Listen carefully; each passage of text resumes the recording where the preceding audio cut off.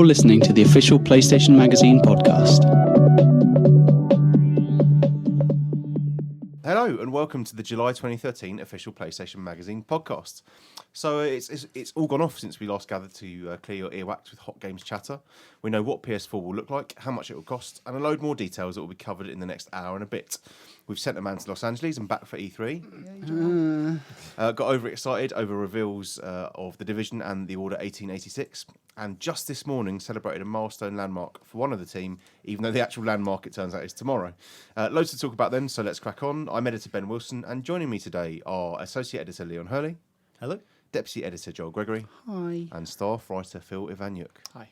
And yeah, that landmark is Leon turning 40. Yeah. He's looking delighted.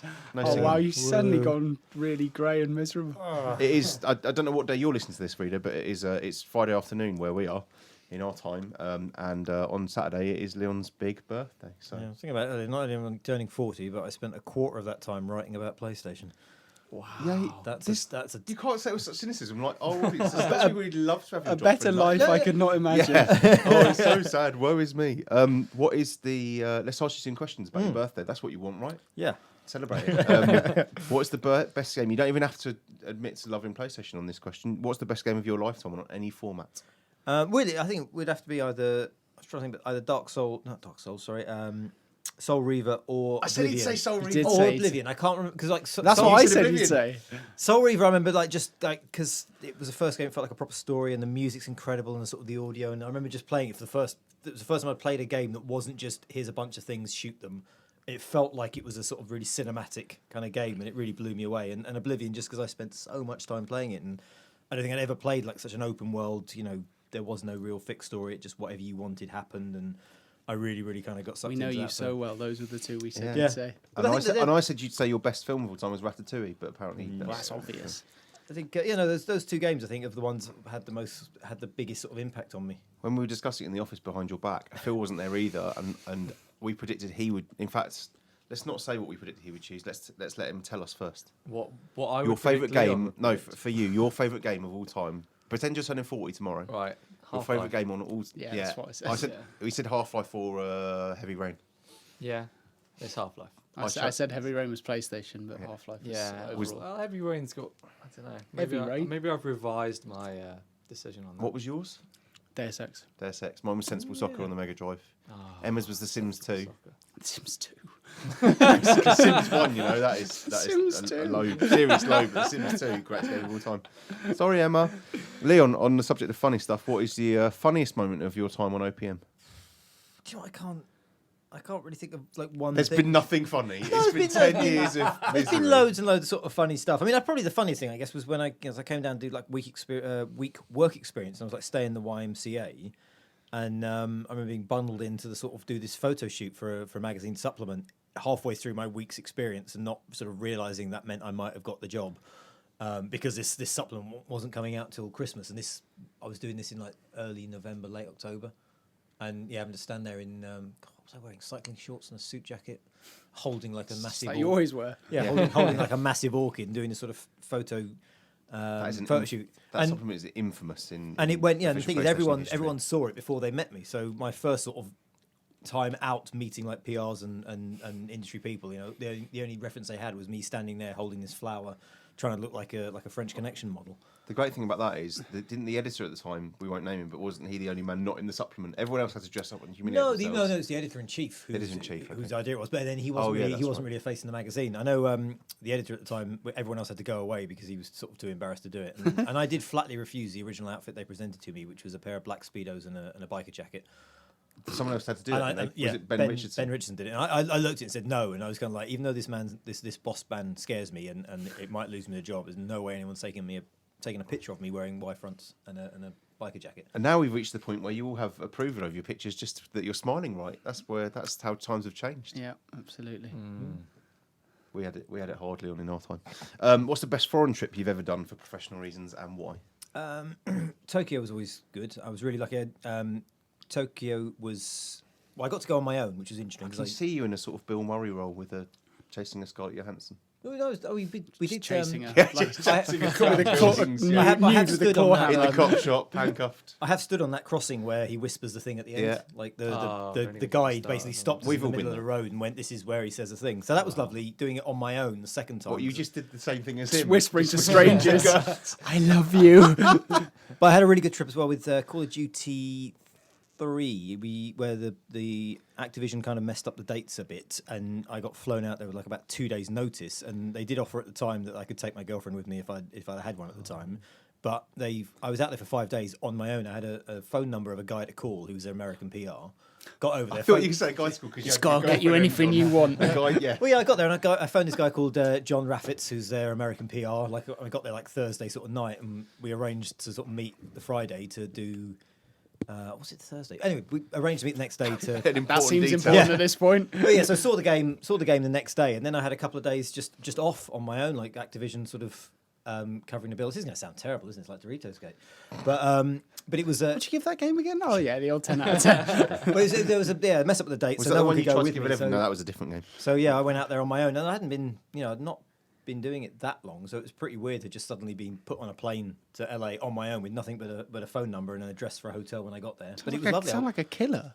Just flown out there with nothing but a phone number and an address. Well, it's the same thing Just with take Tokyo. this man out. Same with Tokyo. It's just like, here's the name of the hotel. Here's a phone number. Yeah, I and did that call, with and- Tokyo as well, pretty much. You That once was went really weird. to Tokyo Game Show on your own as well, or was that the That's the one. Yeah, second that was amazing. It's like I said, I only had one day off because I spent the rest of the time at the show doing show stuff, and but this one day I'd planned out this meticulous thing where I got up at like sort of 5 o'clock in the morning, and I got to like the fish market, which you can't get into anymore, by about 7, and it's like whole tuna, and there's boxes full of living things, and like literally like I'm standing next to like a crate, and the lid starts to lift off, and these enormous spiny crabs start to crawl out, and this little Japanese fisherman sort of beats them back into the box. That was incredible. And then wandered through there, came out, went through like some old samurai's garden. That was beautiful. Living in a sort of- horror film. Oh, it's fantastic. And there's this The little, March of the Crabs, followed by the Samurai Garden. No, it's like this old samurai warlord thing. Had this amazing garden. It's been there for like 12,000 years or something. And they had this amazing like little hut in the middle of this lake. And you walked out and take your shoes off, and they made you this special little frothy green tea. And they had these little laminated cards that showed you the protocol you're supposed to follow to eat it. You have to cut the cake in a certain way, and you're supposed to finish it in 3 sips. And I had this whole day, and I just packed it in like back-to-back temple districts, shopping districts, and managed to get like a whole day of Tokyo sort of squeezed into this one day off. Brilliant. was Well, we've lovely. done the This Is Your Life part. Sadly, we haven't got Michael Aspel, a Red Book, or any long lost relatives to come and say hello. But I hope you've enjoyed it anyway. Yes. What's the game you're most looking forward to in the next 40 years? I don't know about the next 40 years because I have no idea what we're going to be playing on. But Elder Scrolls 22. yeah, no, I think I'd just be looking forward to getting hold of the PS4 and getting some hands on with that. Playing. It's Knack, isn't it? You can say it. It's fine. It's definitely Knack Knack. 3. It's definitely not Knack. Knack is cack. Knack is Knack. No, I think we're having the second son. We're watching that. We today, don't actually think even though- Knack is cack. That is a playing off of a joke. It's a joke There was that's once an become official PlayStation 2 where Helen Woody wrote a box out for a game called Black. George Walter scored it 10 out of 10, but Helen hated it. And then Helen wrote a box out just entitled Black is Cack. So now whenever we hear Knack, even though it does look a fairly decent game, we immediately think of that box out and all scream out Knack is Cack. We don't think it will be Cack. Well, Knack is a good segue opportunity you've presented me with, Leon, because it is in our new issue on sale on the 5th of July with 2 covers this month, FIFA 14 and Battlefield 4, where we reveal this year's Hot 50. Basically, it's a new annual thing we started last year, where we count down the best games coming to PS4, PS3 and PS Vita. Much of the stuff in the Hot 50 was seen by Mr. Joel Gregory at E3 last month in LA. Yeah. Have you recovered yet? Just about. Last night was the first proper night's sleep I've had since I got back. And you've been back a week. 2 weeks. 2 weeks. 2 weeks today I got back. It was tiring and it was stressful, but it was exciting. Well, we will cover in due course Joel's personal highlights and lowlights. I'm particularly looking forward to the lowlights. Yeah. But before that, last month in the podcast we did some E3 predictions. We're now going to play them back and discover whether they were correct or incorrect. So the first prediction we're going to play back. Let's go with Emma in her absence, see if she was correct. No, I think new media molecule title will be unveiled. Okay. Probably win over hearts and minds. So Emma was wrong. That's Not a a good bad guess, start. though, isn't it? I mean, they did show off stuff at That's PlayStation I reckon meeting. that's going to happen at Gamescom, I reckon. Yeah, That feels like a European centric. feels like a I feel like Gamescom Jack thing. Tretton's going to pull back his jacket and there'll be like a second secret pocket, and he's just going to start. We should say on the Sackboy's subject of severed Dretton, that incredible picture unveiled during E3 on Twitter, the fact he's a world poker tour player, that is brilliant. Because he does look like he's like a very charismatic man, but he does look like a world tour. He does look like a poker player in a suit, and he actually is. Yeah, I like Jack. But Ben Affleck as well is. I found he competes professionally, and he gets like lessons off all the professionals. And there's pictures of him at the same things as Jack Tretton. It's just Ben Affleck sitting there playing poker, and you're like, well, that's a setup, and it's not. He's like a world-ranked champion. All right, let's see how our other absentee today fared. That is David Mickleham. I'm almost certain that David Hayter, contrary to all Kojima's misdirection, will be confirmed as the voice of Snake. Almost certain. Almost certain. Now, Phil is the man who wasn't here last month, but is in the stead of Emma and Phil. Would you like to make an apology for their poor predictions and explain why they made them? You've put me in a difficult position there, Ben. And just I think insult them. they're not wildly erroneous predictions. The David Hayter thing's just And- wishful thinking. and But they could- David they Hayter both did could tweet yet. something about warming up his vocal cords for E3. He did seem to tweet like there was something coming. He said, "I He can't." just doesn't want to admit that David Hayter's not. But Hayter Say did. Haters anyone- gone mad as well, hasn't he? Hayter With all did his tweet. hate tweets. Yeah, He's first thing he's Well, tweeting. I'm Hayter's looking gonna forward to hate. E3. I'm warming up. Hey, that's good. Oh, there it is. Come on now, I solid. think these things could still happen, though. That's the thing. We can't sell them completely down the river. That's true. All right, talking of things that could happen, let's see what I predicted. I'm going to go first with my prediction and get it in ahead of you lot. I think Naughty Dog will announce a new Uncharted. That happened. Not from 3. Did I miss that one? or- Not from 3. Yeah, remember that on the cover? This is some good baseball batting from us. We've swung and missed 3 times in a row. Yeah. Hooray. That also probably is still coming. I would think that's almost. I certainly reckon all gonna the stuff come. we've talked about will turn up at Gamescom. This sort of I don't think. And we just Uncharted- replay Uncharted's that not coming. At We just Gamescom. replay that podcast section ahead of Gamescom, and then we'll be like, yeah, we were right. Uncharted will come. I just think they probably didn't want to deflect the attention away from The Last of Us, which wasn't even out Yeah. at the time.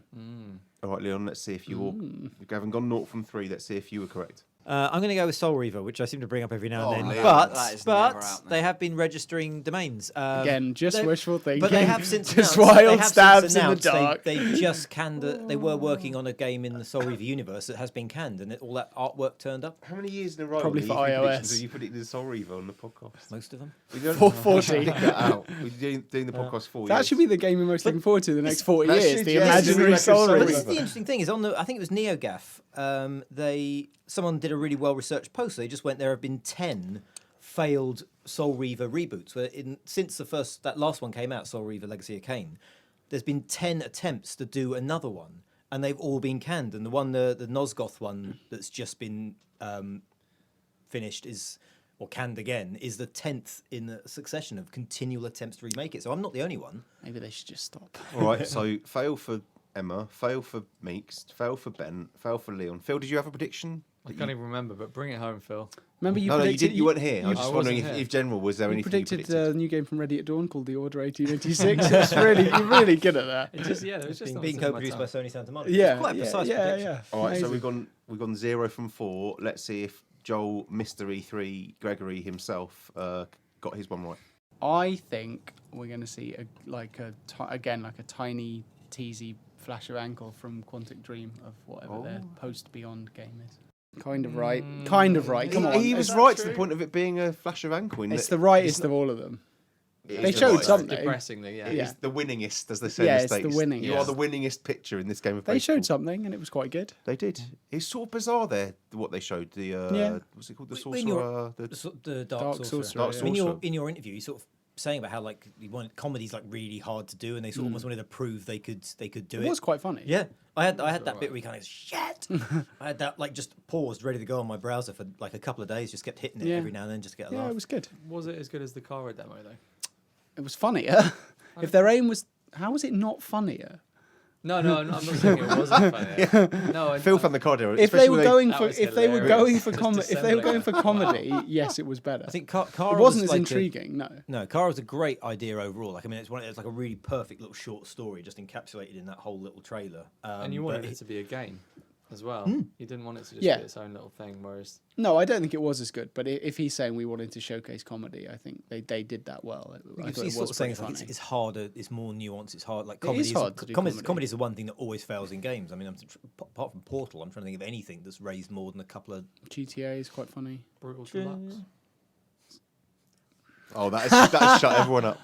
let's Hotline swiftly- Miami. Yeah. Oh, I mean, Let- Brutal Legend, not even Brutal Deluxe. That's why- Brutal that's- Legend is like a Actually- rollerball team. That's Yeah. the team from Speedball.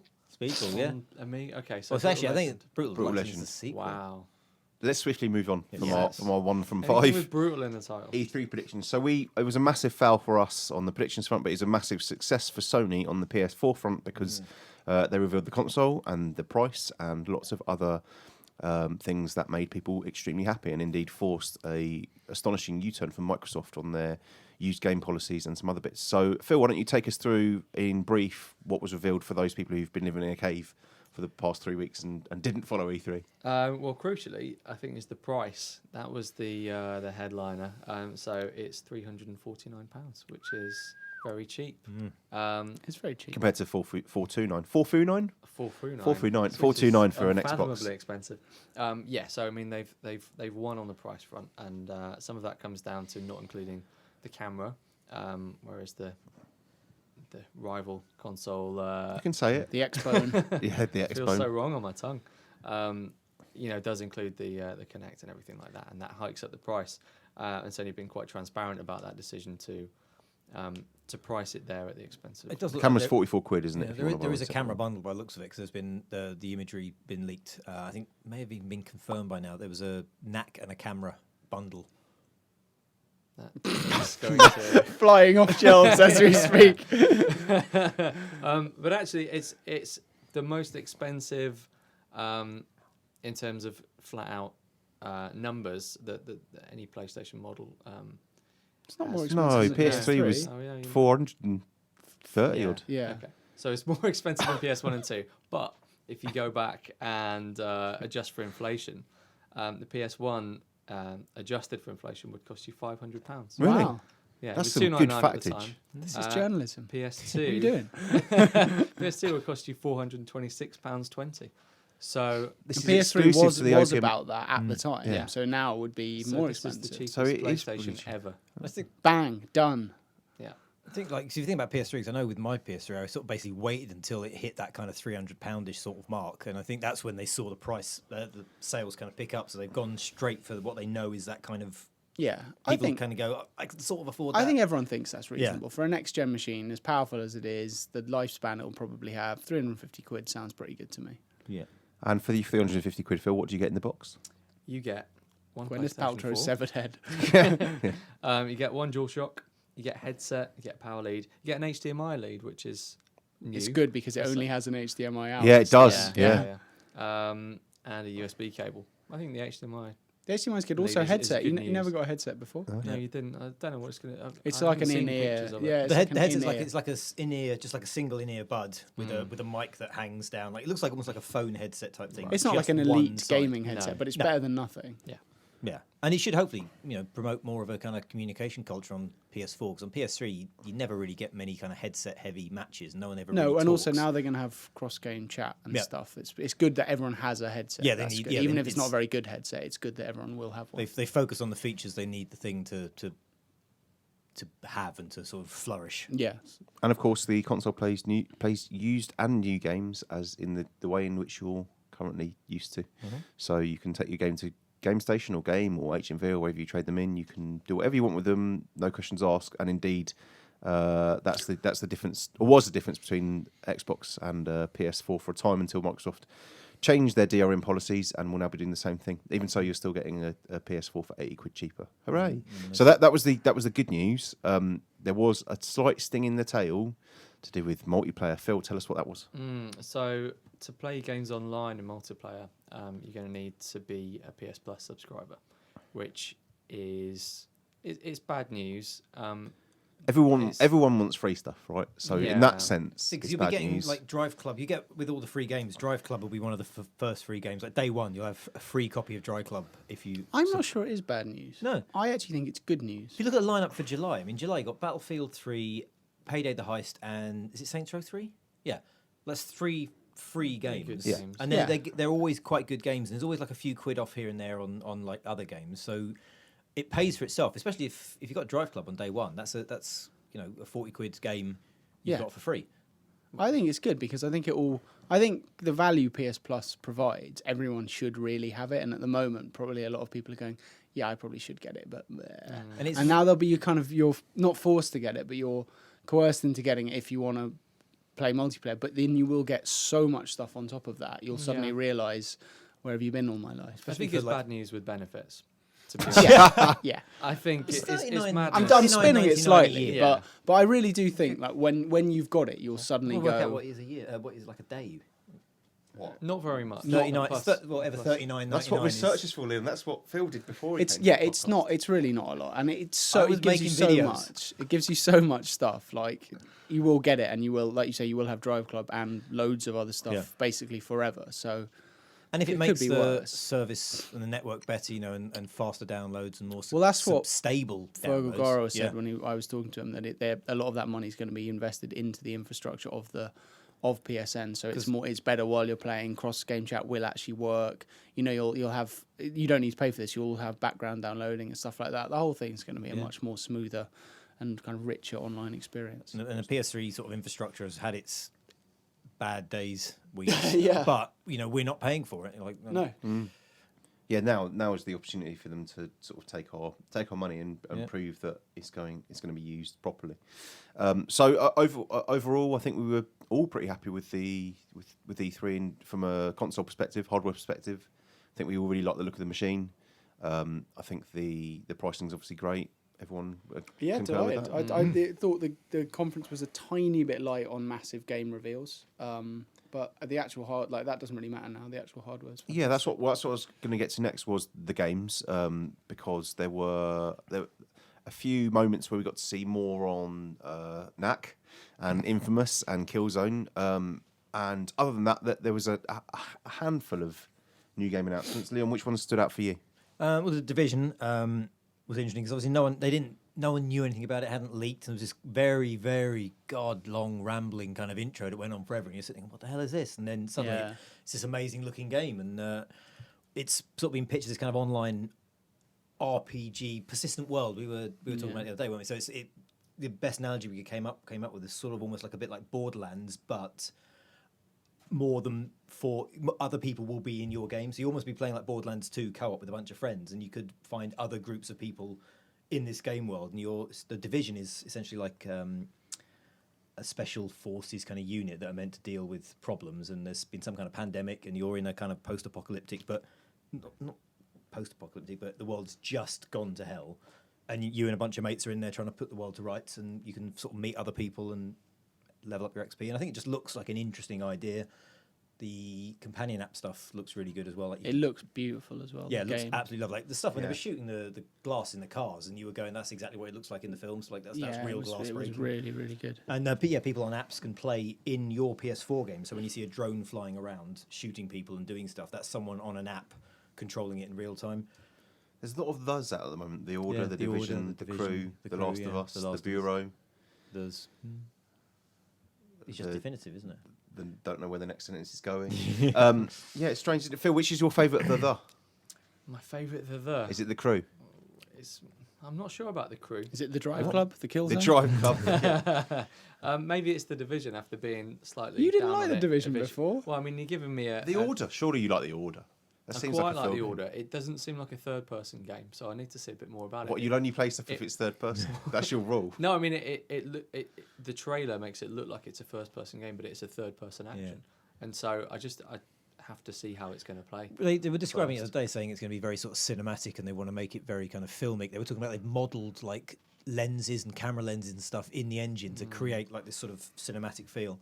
I And did say that about Aliens, Colonial Marines. but I've got a lot of faith in Ready. What's your point? I've got a lot of faith in Ready at Dawn because the stuff they did on PSP, like Daxter and the God of War series, they're an they're really excellent good. studio. They've just never been allowed. Yeah, to they're working with Sony Santa Monica as Yeah. well. They're not being. But you know, I mean, unleashed. Sony Santa Monica are like the kind of the protective wing of Sony that sort of covers all their like other studios. Yeah, I was sat next to the Ready at Dawn guys in the conference, and when the Order came Just out, they making were like rude whooping gestures. and hollering and getting really I've excited. got a lot of faith. I think they did some incredible things on the PSP. Yeah, made they some did. Fantastically playable, well-designed, beautifully made games. So I'm hoping they can do that on PS4. Joel, you were there. What was the new game that stood out the most for you? Maybe other than the Division, which I know you liked. Yeah. This is kind of my problem. Is in terms of new games, like actually Like new actually ones that were revealed at the show. there wasn't a lot more. I thought the crew looked interesting. Like gameplay-wise, I played it. Gameplay-wise, it was not doing anything particularly new, but in terms of scale and like map and free roamingness, that was really impressive. I was more impressed by bits of things I knew about, like Assassins, which really wowed me and was because maybe last my game of the Assassins show. you really went off, didn't you? As we talked about last month. Yeah, this one looks really, really fantastic. Saw a bit of new stuff of Watch Dogs behind closed doors. That looks lovely. And got hands on with a load of stuff as well. So yeah, that was cool. Like I said, I would have liked probably one. Oh, actually, I'll tell you what I haven't mentioned, which does look amazing, is Destiny. I think we should pimp Destiny because that looks really, really nice graphically, really interesting gameplay styles. World looks massive. Better than Titanfall. Genuinely, I think it looks much more interesting than Titanfall. So probably that as well. Like I said, I think we were maybe one reveal short of truly outstanding game lineup, but stuff will come. We mentioned Watch Dogs, and massive spoiler alert, that is the number one game in our Hot 50. What impressed you? I mean, it was E3 where it broke through last year. In terms of sustaining that interest that it's had over the last 12 months, what impressed you the most about it from what you saw at E3? Well, yeah, we've sort of seen a bit more of how it's actually going to work in play now, and like it's a bit more of the driving, but more of the mission structure, and also a bit more of that multiplayer stuff and how it works, hacking someone else's game or being hacked by someone else. So it's obviously, like, as a lot of these things are, always connected type experience that they want to promote. And yeah, saw like a gameplay demo of Aiden doing his thing, and then it suddenly flashes up, you are being hacked and you have to track down the hacker, and that led to a really big explosive car chase, and it was actually two people playing it live, so it wasn't like a scripted demo and stuff like that. And then one of them got away, and then there was like a revenge hack and stuff like that. And the missions just look really fun, like being able to manipulate the city to that extent looks really enjoyable. Saw a bit of the infiltration of the communications tower, which you need to do to get your hacking abilities up, and then just sort of more of the random mission elements with people fighting in the streets or domestic situations or hacking webcams. There just seems to be a lot to do, and it all works together in a really slick manner. So yeah, I think it's definitely one of the most exciting PS4 games. Everyone else content with that as number one? Anyone strongly disagree? Basically, yeah. But Phil's he's got that look on his face of I like. disagree, Phil. I'd say Destiny is maybe my number one. Okay. Kingdom Hearts 3 number 2 and Final Fantasy 15 number 3. I'll tell you what, Actually, Final Fantasy Final did Fantasy look looks really great. hot. We should Yeah, we should really mention good. that in terms of it, like a sort of new reveal. That was big. Yeah, it looks very, very action oriented. I can see a lot of people tearing their hair out that it's not Final Fantasy, but it looks incredibly fun to play. Visually, it looks a massive step up. Maybe it's the best looking game from E3. I think Assassins was the best looking game at E3, having seen it up close. Yeah, Okay. Well, yeah, you've Not got Knack. not Knack. Oh, poor Nat. Should we mention the pad at all? I mean, that's one of the more interesting things. Well, you've had significant time. Oh, with, yeah, yeah. with the pad. Yeah, why don't you've you used talk about that? you've used the touchpad. Played. I actually played on the PS4 pad. It's very nice. It feels good. Doesn't feel quite as luxurious as I was expecting. Like I wanted it to be all rubbery and grippy and sexy. Is rubber your idea of luxury? on a pad, it is. Yeah. But the triggers work really nicely. They're tight and they've got a good amount of travel to them. There's so little that- indents now, isn't there? In the, they're sort of in the L2 and R2 buttons. concave. Yeah. So your fingers sit a bit more snugly on them. The grips are a bit longer. The thumbsticks are really nice. They're a lot tighter. They respond a lot better, and they're indented as well. So you can kind of grip them better. The buttons are flatter against the pad, which is fine. Haven't they also learned the lesson from Vita where haven't they brought the sticks in slightly so you don't have to overstretch to use the touchpad? Have they? I wonder. Well, yeah, I'm sure I really noticed that, but you can use the touchpad really easily. I used the touchpad for Killzone, and it worked really I nicely. remember trying to play FIFA on Vita and using the touchscreen, and you sort of constantly like leaning your Yeah. hand over. the Yeah, it's screen, and definitely not it's really as wide fiddly. as being on a Vita. Yeah, I was really impressed with it, and got to play I think I got to play 8 things. I think next gen. So All right, it's really exciting. let's. I don't know what you're going to say here. You might talk about games, or you might talk about other extracurricular activities. I genuinely know. What were your 3 personal highlights of E3? Number 1 was just playing on all the new PS4 stuff. So I got to play like Killzone, FIFA, Thief. Got to play Battlefield, multiplayer, 64 player. That was pretty cool. The crew, other things. So that was probably number 1. Game wise, The Division was probably number 2 because I thought that stole the show much like Watch Dogs did last year. Number 3 was my roommate David David Boddington. Boddington, of, who I've who's ridden with, head of before. video production at Future, does a lot of stuff with CVG, and more specifically his manner of sleeping, because he just puts his earplugs in. He puts one of those little sleeping masks on that you get on planes, and just that's it, like totally still for the entire night. So you could do whatever you want. You could have like a house party, and he wouldn't disturb. And then he just kind of sits up in the morning like a hibernating vole, and he's just up again. It was really, really sweet. And, I'll never forget, and you'll understand this now because you've ridden with Bodders. I'll never forget going to an E3 once and calling back to Leon about 2:30 in the morning, so 10:30 English time, while I was rooming in with Bodders, and I just got in having had one or two light ales, and Bodders had gone to bed about 9 o'clock, and we had a minor earthquake while we were in the hotel, and Bodders like sat up to like a 90 degrees angle, but he still had his like face mask on, and I still had the lights, and it was like the most surreal experience. A man just sitting up going, "What's happening? What's this?" Still with his like eye mask on. Very, very, very. He's got like the palate of a 5-year-old child. Yeah, he does. All he ate was fruit pastels and hula hoops for the entire week. But he was solid to room with, and he's also got a habit of leaving taps and showers running and Yes, he lights on does. just all the time. Yes, he Left does. the shower running for like 40 minutes one day without getting in it. Brilliant. I remember I did not with Boddington, but I did a trip to Gamescom years ago, and they put 3 of us in one room, and I lucked out with the sofa because I won't name who, but one of them's still around doing stuff. Someone came back a little, having had a few too many pops, and I got woke up in the middle of the night by someone going, "No, mate, no, mate."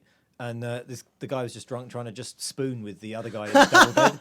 Oh my lord! I think he sort of just got into bed, just passed out, and was just trying to reach over and I guess hug his girlfriend in his head, and the other guy was like trying to bat his arm away. I'm on the sofa. Just I'm glad we're doing this on a Friday afternoon because in about an hour's time in the pub, I'm going to ask you who you're talking Yeah, about. exactly. Joel, what was your low point of the show? Dare I ask? So after the Sony conference, Yeah. which was the last thing on a very busy day of conferences when I was hopping all around LA, stood outside in what had actually become an extremely cold evening, trying to get through on Skype to the office to talk about what I'd seen. Couldn't do it, got freezing cold, then had to go back to the hotel and write words all night, upon which I was served a freezing cold turkey burger as my dinner, and just wrote into the night with like no real food, and just sat there on my own. Bodders went out, everyone was out drinking, and yeah, that was it. But you know, that's all part and parcel of E3. Well, thankfully, other than that sadness, Joel did plenty of brilliant work at E3, all of which you can see on the website, officialplaystationmagazine.co.uk, and also in the current issue of the magazine. As I say, it's the Hot 50 issue. Look for it in the shops with Battlefield on the cover. Or on the wallet, there's 2 collectible covers, FIFA and Battlefield again. Please do look out for it. It's on sale the 5th of July. Pick up a copy. All right, so we talked quite a lot about E3 and about new games. Now we're going to talk about a game that's been out for a month, just 2 under weeks. by the time you listen to this. Yeah. Just under. So 2 weeks, yeah. It is The Last of Us, and we have to be really careful because Phil, one of the teams, still hasn't not finished it. Hasn't even started it. I'm working on it. No, by working not on starting. starting Okay, I'm going to You start. just go home every night. You said you're going to play it this weekend. I'm you going promised. to start it and hopefully Warm-up finish it this exercises. weekend. Yeah. All right, so what we asked you guys for the Robo Flame Wars this month was, is The Last of Us the best game on PS3? And if not, why not? It's time for Robo Flame Wars. Yes, it takes gaming to the next level. Not while Terminator Salvation is still in existence. It is the best game ever released on any PlayStation. I pity the fools that have yet to experience it. Singularly yes, but as an experience I'd say the Mass Effect trilogy just edges it. It's certainly one of the best, but nothing can beat the awesomeness of Stranglehold. It doesn't convey the emotion displayed in Calling All Cars. Calling All Cars and Stranglehold were both games I liked, but I promise I did not I don't write really those. remember Calling All Cars. Calling All Yeah, Cars was like the Jaffe's David little Jaff PSN one. when they were trying to pick up PSN. They got Oh, a few people yeah. making like high-profile games. Or CAC, as it's abbreviated. Now, I personally... Cack is cack. CAC is CAC. I do agree with robots to an extent. It's probably maybe my favourite game on PS3. I'm not sure it's necessarily the best. Okay. I still think on a pound for pound level in terms of the manner in which they improved genres, I think Uncharted 2 is probably the standout one, and that's why it's number 1 in our directory. And I think probably the best in terms of the amount that it offers over 40, 50, 60, 70 hours for me is Red Dead Redemption.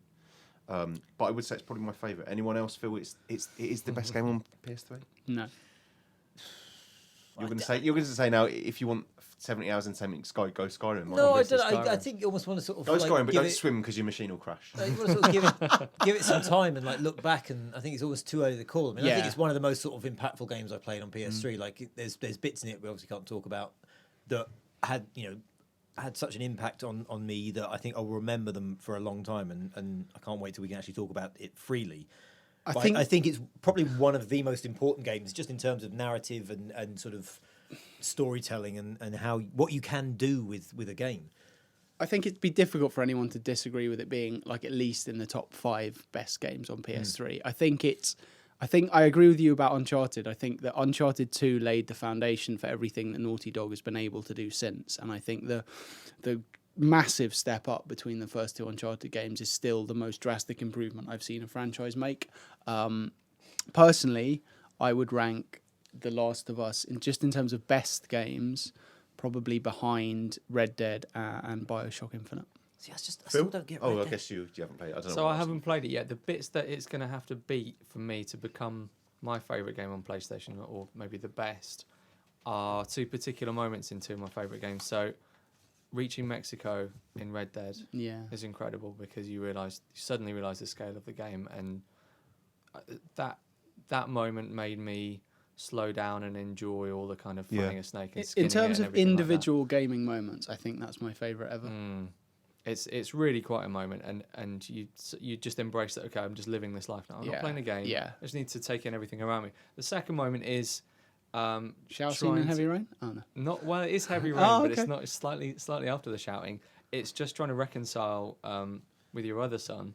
It's just trying to like get his homework done, making him dinner, sitting there really awkwardly with. I think face he pulls every time you get it wrong. I think that's maybe my all-time favourite moment on PlayStation, and I mean, I think from everything I've seen and heard of The Last of Us, it's in with a chance of matching it for that kind of adult tone. We're being invaded. Happy birthday to you.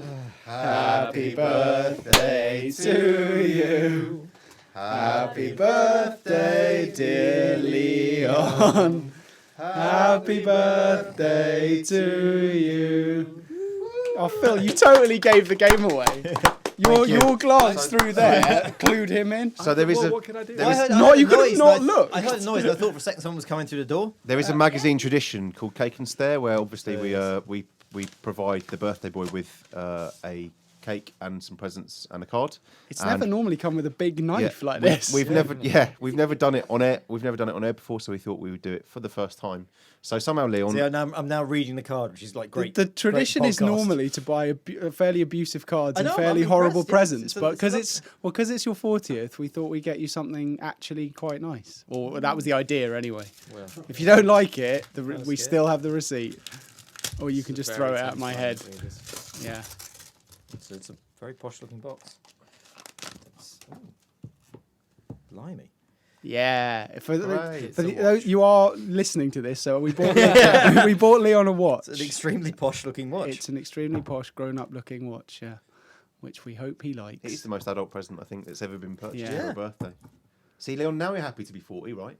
Or 39 and 364 days. Yeah. It's got more than one dial on it. It's got all the dials. Maybe we even decided 3 multi-dials was very important. It's got an instruction leaflet which I've left on Leon's desk.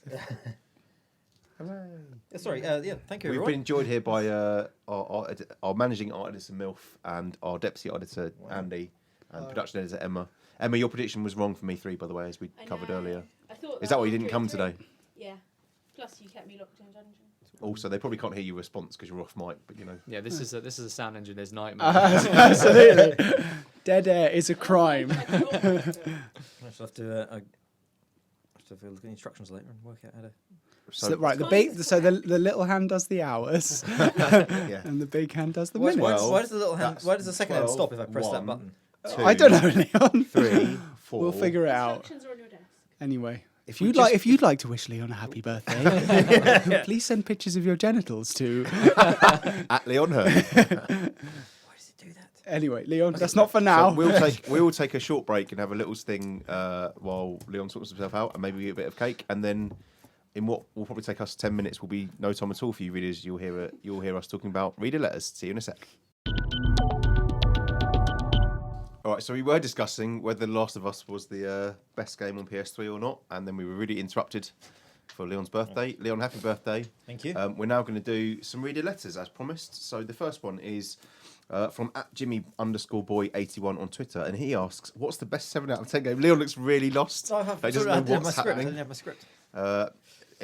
Jimmy Boy asks, "What's the best 7 out of 10 game you can recommend?" I know what Joel. Phil's is going to be. Oh, might I go first? I thought about this, and I looked through all the 7 out of 10 games I recommended, which was something like 200 games. I'm going to go with the Unfinished Swan. Oh, that is a good shout. That is a very good game. Not quite as arty and delicious as they wanted it to be, but it's a solid 7 out of 10 and very much worth playing, and it's probably about £5 on PSN. Leon's just looking at his watch instead of thinking about It's a nice watch. Leon recommends. I just looked down for a second. I was like, "Where's my watch gone?" But it's a different watch.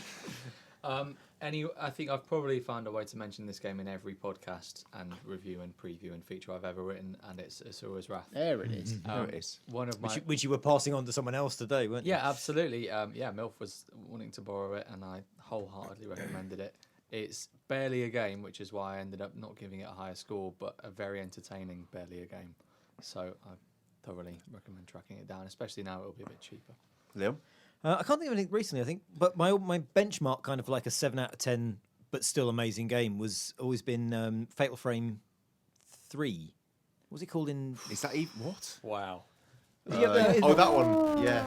It's like, no, this was on... Can we have the watch back now? This was on PS2. Fatal Frame. What was it called? Project Zero. Project Zero. Yeah, and it was a fantastic game. Like really scary, really beautifully done. But it still had like kind of tank controls, like the old Resi tank controls, at a time when most games had moved on, and it really kind of dragged it down. Sort of, that's why I gave it a 7 in the end. But I absolutely adored it, and I tried to get everyone to play it because it was absolutely terrifying.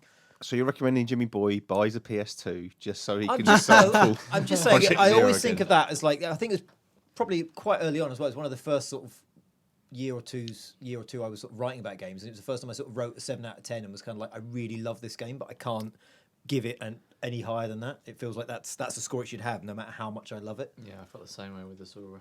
I'm going to pick The Cave, which is cheap, cheerful, and available. I'd also on give a shout out PSN to Quantum Conundrum. Quantum Conundrum as well. 2 good PSN games for you. Recommended there. Question 2 @Jack of Ireland on Twitter asks, "Do you think the removal of the Let me start again. Do you think the removal of the camera from the PS4 box has doomed the peripheral to failure? Doomed, Phil. Doomed. Has it doomed it? I think it's a tricky question. I think really you need to look at it in terms of Sony giving you options. So Sony's been quite smart, quite quick in diversifying your control methods in terms of the Vita's touch screen, the haptic control methods there. Smartphone integration, dual screens, remote play, things like that. I think you need to look at the camera as another option. I don't think Sony's ever going to force it down your throat. I hope not. That'd be really I think it's going to be there. As we said, there's the Knack. And also, everyone's buying the Knack camera bundle, exactly. So everyone will have one anyway. It will never be doomed as long as there's that bundle. But yeah, I don't think it's something that they're ever going to try and force on you. I think it's an option for those people who want to play their games in a certain way. Bang. Good answer. Question 3 @Tidus5005 on Twitter asks, "Have BioShock Infinite..." Oh, it's going to be really hard to answer this without spoilers, Phil. No, I don't I think it's fine. I can answer this. Have BioShock Infinite and The Last of Us changed your opinions on escort missions? Do you think it's going to be the new thing, Leon? No, because I think escort missions. It's like there's only sort of 5 stories, isn't it? Boy meets girl, boy loses girl. Sort of thing. There's only sort of so many types of mission you can do. It's like kill everything, get something safely to a certain in point. These games, or just in general? Just in life, just like What about the football? Kick, goal, and go. That's one mission. What about Homeward Bound and all those animals tried to get back to the place they lived? Come on. Yeah, but the thing is, too. Oh yeah. But there's a set kind of number of archetypes, and I think escort missions, when they're done badly, they're dreadful. But so's any mission, and I think we just had a couple of high-profile games recently that, because they're built around a relationship between 2 characters, the escort element is inbuilt into the structure. It doesn't mean suddenly escort missions are going to be the cool thing to do. It just means we're getting better at doing AI NPCs that aren't like a nightmare. I don't think they're going to be the new thing, but it has changed my opinion on them in that the last game, which was basically sort of like an escort mission, or certainly a sort of constant co-op thing I played, was Resi 5. Yeah. And that was dreadful. Oh. Was that before or after Enslaved, Resi 5? That was before Enslaved. Yeah, Enslaved was good, Enslaved actually. was really... And, of course, the lead designer on Last of Us came from Enslaved. Right, I believe. So, yeah, when they're done well, they're fine. Yeah. When they're done badly, they are some of the worst missions in gaming. I'd like some escort, as in high-class prostitute missions. That'd be far more interesting. Maybe they're coming in GTA 5. Maybe it's More hot DLC. coffee, even hotter coffee. Question- I think it's always worth developers revisiting these ideas. I mean, the problem at the time when escort missions, I think, were at their worst between sort of 2000, 2005, when they seem to be chucked into every game, whether they fit or not, was that the AI just wasn't up to it, and level design was particularly corridor-based at that time. So you're trying to fit two cooperative entities through tiny corridors with really silly AI. So it's always worth, as technology moves on and game engines get more sophisticated, it's always worth going back and saying, this dead mechanic, is it worth trying to get it to work again now? I wonder what what are the main sort of mission archetypes? You've got kill everything, you've got kill one thing, you've got get from A to B, get from A to B, protect something, yeah. Get from A to B without being seen, get thing from A to B. That's about it. Really, that is isn't it? pretty much it. Yeah. Exciting. Sorry. The first real sort of, I think the first escort just like life. mission stroke game I played was probably Sonic 2 with Tails. What a lummox Tails was. Let's never revisit those days. Question 4. This is another one for you, Phil. I'm picking on you. Hate Mail on Twitter asks, that's really his name. Hate Mail, but M-A-L-E. Asks, with next gen's heavy focus on the network and social aspects of gaming, how do you think those with poor internet speeds will cope? How will they cope, Phil? I really feel like the Jack Tretton of this reader letter session.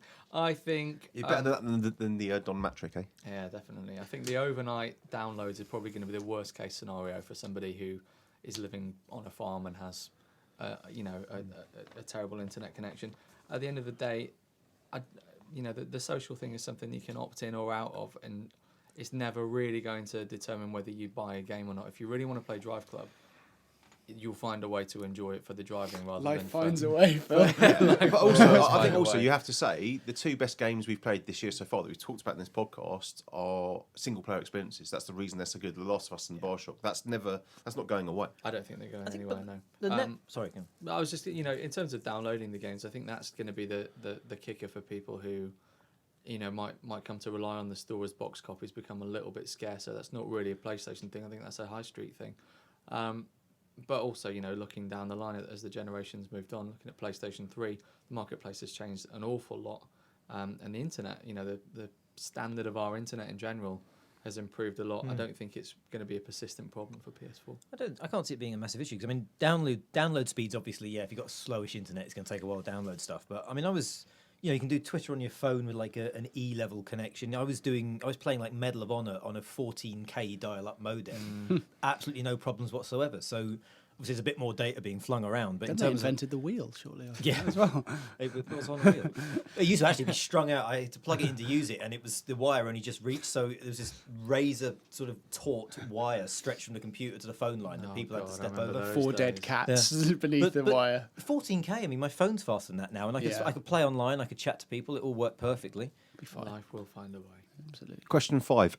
That Oscar guy on Twitter asks, do you think The Last of Us would do well with a sequel or movie adaptation, or should it stay as a standalone game? Joel? What this overlooks, and what a surprising amount of people have overlooked, is that there is already a movie of The Last of Us and a book. It's called The Road. Yeah. Hey, very good. I'm being being well. absolutely serious. The Last of Us cribs off the road so heavily that it's actually almost embarrassing at times. And like because it's such a good game, no one said, look how derivative this is. If it wasn't a very good game, everyone would be going, this is just a make of The Road. I don't think you should get a sequel. I don't want to talk about the end. No, nor me. Here. I feel like by comparing it to The Road, you've actually given away a gigantic spoiler, and I don't want to even look at it. I think I tell you what, I haven't given away anything. Without spoiling it, they were quite clever with the ending, and I'm not going to say what happens, but because it's conclusive, but also you could take it. Yeah, you could, but I mean, there's always a way to make a sequel with anything, no matter how it ends. I don't think they should. I think what they will do is go back to Uncharted next, and then probably make something new. And I think that'd be great. Even call it? You could The Second Last of Us. The Next of Us. The Next. Yeah. It's The next Last of Us. It's going to be Yeah, an yeah, oxymoron it no wouldn't. matter what. Yeah, it wouldn't make sense. The movie might be fine, but it won't be as good as The Road, and they shouldn't make a sequel. We did there's a feature on the website at the moment where we looked at like movies and things to watch after The Last of Us if you sort of want more. And there's some really great like old 60s movies and like some really good stuff. One of the comparisons that the writer made was the Coen brothers version of True Grit. Yeah, Which as soon as he mentioned it, it's like, again, I just want to watch it that's again. a great now. film. I watched that a couple of weeks ago. Actually, that's a really good film. Yeah, but yeah, like I say, I mean, it cribbed heavily off of that as well. Just that whole gruff, sort of. Yeah, relationship its thing. influences are solid, and that's one of the reasons why its tone is so excellent. Yeah. On the subject of conclusive endings, or rather lack of, what do you remember what that game was? It Haven Call of the King. Oh It yeah. was set for a sequel. The man was just left in the middle of It on was another planet. It was in a the middle of nowhere. massively big budget game. It was trying to do like GTA open world. It was trying to do like platforming, driving. It was trying to do everything, and they put loads of money in it. And it finished with the hero chained to a rock. Yeah, that's right. On being abandoned on a planet on a massive cliffhanger ending, and then they never made a sequel. And I just think of him to this day. He's just tied in that rock. He's like the Mars rover in that cartoon, going, "Guys, come on, guys." Bulletstorm as well was left really open ended. Yeah, It saddens me Bulletstorm every day needed a that, sequel. that there's been no sequel to Bulletstorm. EA I paid bet money if they to. did a Kickstarter for Bulletstorm 2, they'd raise the yeah. money in like 10 minutes. Yeah. Just think Fuse. Fuse came out, EA partners, and got sixes everywhere. And Bulletstorm, also an EA partner game, died after one. I feel like every time we mention kind of Insomniac or Ted, there should be a round of like cowboy style spitting. If the world ended tomorrow, this is the last question. What's the one video game weapon that you'd carry with you for the rest of your days? Leon, you can go first, as it is your You birthday. phrased this differently earlier. You said like sort of favourite or best weapon. If we're talking about the end of the world, It's then always been phrased the same way on this. You This didn't is read the script. No. Go on. you said you asked me what my favourite sort of video game Yeah. weapon was, which I would say the Mutator from Resistance 3. But if you're talking about like, in all honesty, a practical, useful weapon in Well, if you'd read the post-apocalyptic script, Leon. sense, then I would have to go something like AK. Like those things never break. So they use whatever that ammo is that is fairly plentiful. So I'd go for an AK-47 in a post-apocalyptic sense. If you're talking about just like shits and giggles and for fun, then yeah, the Mutator, because that thing's brilliant. I want to choose a dog. Does that count as a weapon? I want to choose Shadow from If you throw it hard enough. Dead to Rights Retribution, so I can enact testicles on Testicles. people. Nice. I probably can't do that, so I'll just choose the Auger, however you say it, from Resistance, because it shoots through walls, much to walls, Leon's chagrin, as we found out in the It's just such a cheaty weapon. 24 hours of PlayStation marathon we did 4 or 5 years ago, where I was on the opposite side to Leon, and I was all right at Resistance, but by a long distance the worst on the team. But every so often I'd Leon just shouting into my headset, "Who the F is shooting me through a wall?" I think it's a great single player weapon, but I can't imagine. I don't know how they managed to draw it up on the board and look at it and go, "It's going to be a bit cheaty in multiplayer. It's going to be a bit annoying." But not many people use it in multiplayer, so. I can't remember. Now it's been years since I played Resistance. But anyway, that's the one I want. We played a lot of with me Resistance co-op, didn't we? Yeah, that was amazing. For the end of the world, Joel. I went cheaty like you. I wanted Elizabeth from Bioshock because she. Oh, that is good. She constantly supplies you with health, ammo, and money, so that would be really helpful. Phil? Well, I think you need something with infinite ammo. So you're talking like brick, like maybe Nathan Drake's pistol or Leon's pistol, Does or I Nathan think Drake's pistol have infinite ammo? I'm pretty sure it does, right? I'm pretty sure it doesn't. I didn't think any stuff in Uncharted had infinite ammo. Leon's pistol's got infinite ammo. Excuse me. Or I think the Are you going to give him his other present when we go off air? I think maybe Like, the I'm gravity giving the gun, presents. because Gravity gun's that good. does have infinite ammo. You would be able to, if you saw some portal gun food, be really good as well. Portal gun would be all right, but you get confused. Well, and the thing you is, let- though, the portal gun you would- fall into an infinite loop eventually, and that'd be that. Think about end of the world. There's not all the doors are going to be sort of locked buildings. You're not going to be able to get into. Portal guns going Both to give of you those access to like Both of those survival are very good answers, actually. stuff. But the portal gun, they're not going to the end of the world. They won't devise the levels for you to perfectly be able to move through. No, but things. you It you would might be handy, though. Yeah, you think like, well, I know there's a load of supplies in there. There's a warehouse full of tinned food, but it's all locked up, and I can't climb up into that sky. Like, oh, hang on. Well, you could travel vast distances. how are you by just gonna- firing one into the distance? If you're and one outside onto a the floor? building, how are you going to put the other portal on? You just put on it on the wall. Yeah, Do you you know put what one you on the could do if wall, you but had the you've got to gravity fire the other. You've got to fire the other. But like As long as you through can a get a clear window shot, or like through a window or over a fence or something. put it under the door. Just smash the window, gravity gun. Just How are you hook all smashing the stuff window up. if it's up and the 10 stories up? Well, you climb up, you smash You the window. climb 10 stories. You climb just, 10 stories. You just go. You turn into All right, Spider-Man. well, so you you turn find- into Spider-Man. So you find all the stuff with the gravity gun, Like all the boxes, there's boxes everywhere. It's the apocalypse. What It's the- the world is mostly crates. And so while the crazy savage men are chasing you and you're doing this, Well, you could have just you're portal gunned all the way flicking up out there. saw blades at all the savage men. Okay. And then you build all the boxes, you get in the window, you smash the window with the butt of the gravity gun, you get all the food supplies out using gravity, put them in your pockets, go You home. could have done all of that in 10 seconds with a portal gun. But you'd fall into an infinite loop. You wouldn't. Also, Sooner even if you or fall into later. an infinite loop, you can lean your way out of You it. wouldn't even need to go in there. If you could get like a clear line of sight through a window, you just drop a portal under the supplies, a Yeah. portal behind you, and they're there. Portal in the back of the truck even. You've got a van. Just put one portal in the van. Portal in your leave face, that mate. there. I'd be terrified. Don't worry, you'd fall into an infinite loop, and then I'd send Shadow to finish you off with a testicle. An engine infinite testicle. On that note, that is all for this month. We'll be back in July to talk more PS4 goodness and new PES. But in the meantime, you can keep up with the team on Twitter at OPM_UK, Facebook at facebook.com/official PlayStation Magazine, or on the net at officialplaystationmagazine.co.uk. Today's producer was JJ Draw Back Your Bow and Let Your Arrow Go Jarvis, and issue 86 is out now with 2 collectible covers in the shape of Battlefield 4 and FIFA 14. Until next time, keep it official.